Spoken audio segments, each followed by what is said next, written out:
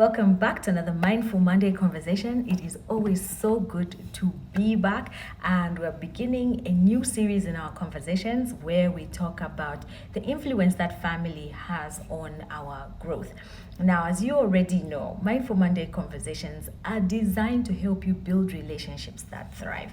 And as we know, families influence relationships more than we know. No worries, Dr. Kadochi will be back next week. I am just setting the scene for our next few conversations as we talk about family.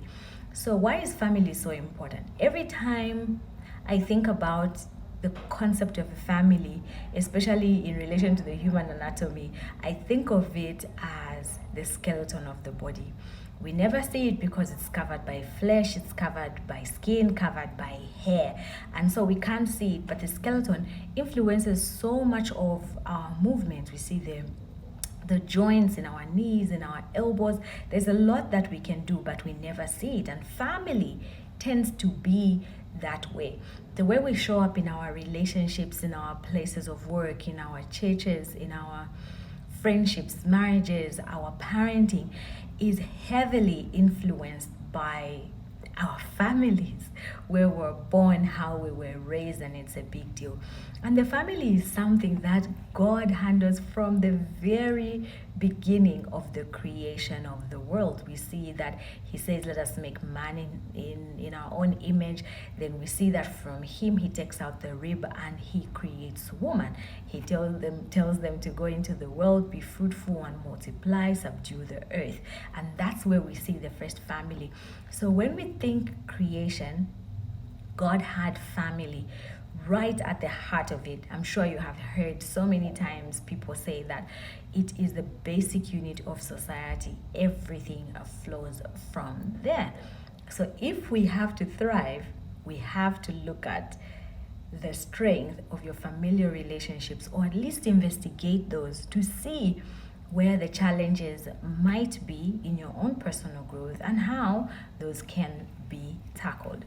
Now that we have talked about familial relationships, we, especially in the context of the Bible, we have seen that from Adam there was Abraham, there was Noah, and a lot of things happened in the course of the names in the lives of those that I have just named.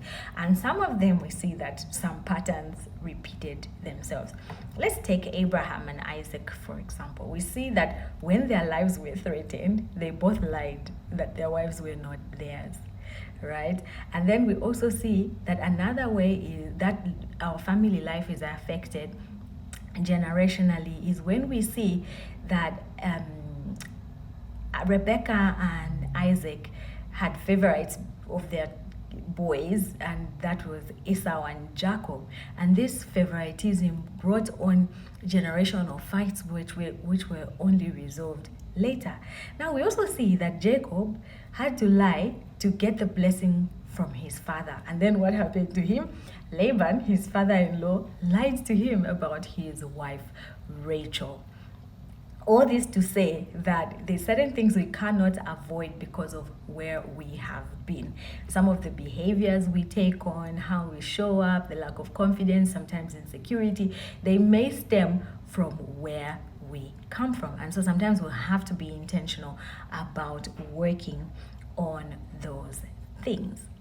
That said, it doesn't mean that it's a dead end. Like I say, you can make a decision to turn things around. Now, what are some of the ways that we can see patterns repeated in our own families? Have you ever noticed that there are some families where they just say, those people are thieves? You don't name a family as thieves merely by one member of the family being a thief, but we see that it comes from somewhere. You can see that an uncle, the father, the child, they become thieves, and it's just a thing in them because family tends to pass on different kinds of things, some good, some bad. Sometimes it's money. You see that someone is just good at business, and when you look back in their history, you say there's a dad or there's an uncle who was really, really good at business. You can even see sometimes where if a mother had a child before they got married. You see that the daughter after her will also have a child before they got married. The granddaughter after them will also have a child. Or if there was abuse in the relationship, that tends to be passed on as well, where a daughter will then marry an abusive husband or someone who is prone to infidelity. So there's a lot of things that get carried through the family line, and many times it's involuntarily, and many times these are not even things we're paying attention to, but you can observe that it is happening over and over and over again. So that's family. But thank God we serve a God who delivers, and now we are in the age of knowledge. We're talking Mindful Mondays, we're talking wellness. Therefore, we have the tools and we're equipped to identify patterns, to see some behaviors that are recurring in our own lives and in the lives of others. And we can now question and investigate and say, where is this coming from? Or if someone's in an abusive relationship, they can say, that happened to my aunt or to my mom, and I don't want that to repeat itself in my life. This is not a legacy I want to pass on to my children or my great-grandchildren. I want to pass on a healthy legacy. And the choice can start with you. And isn't it beautiful that we have the option to make this choice, because now we are informed. A lot of the time in the past, the generations before us did not have the information we have. They did not have the tools that we have. They didn't even know what mental wellness or mental health was, or why it's important to take care of ourselves. But now we have access to doctors, free information on YouTube, the tools of AI. So in the next few weeks, we dive deep into the different familiar relationships. Where are we coming from? What happened to me? How can I improve that, or how can I prevent that from passing on? How do certain things that affected me in my childhood affect how I show up to relationships, affect how I show up at work, and affect how I show up in my business? And how can I make that better? Now, for me to help you carry on with us well, so that we can do some work together and make this process beneficial, I lined up a few questions that I would like you to use in this 1 week we're not together, while we prepare to start the conversations next week around families. Please pause here, grab your journal, grab your pen, or type out on your phone if you're using a computer to watch this, or pause and write as I propose these questions for you to do, so that you can get the best out of the conversations that we're about to have. And the first question is, what are some patterns you have observed in your own family? Is it incest? Is it defilement? What are some of the patterns you have observed in your own family? Please write that down. The second one is, when you look back on your childhood, what were some of the most defining moments?